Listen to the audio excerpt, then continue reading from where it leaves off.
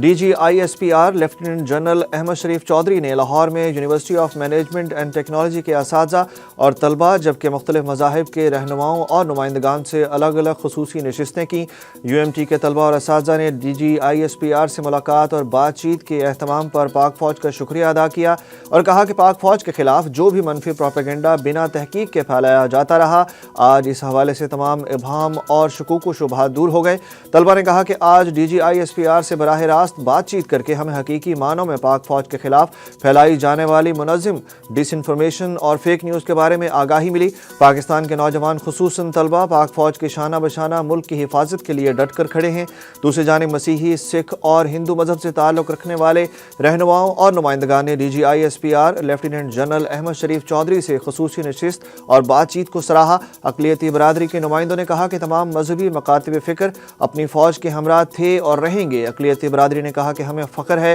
کہ ہم پاکستانی ہیں اور D G I S P R کی گفتگو سے نہ صرف ہمارے حوصلے بلند ہوئے بلکہ تمام منفی شکوک و شبہات بھی دور ہو گئے۔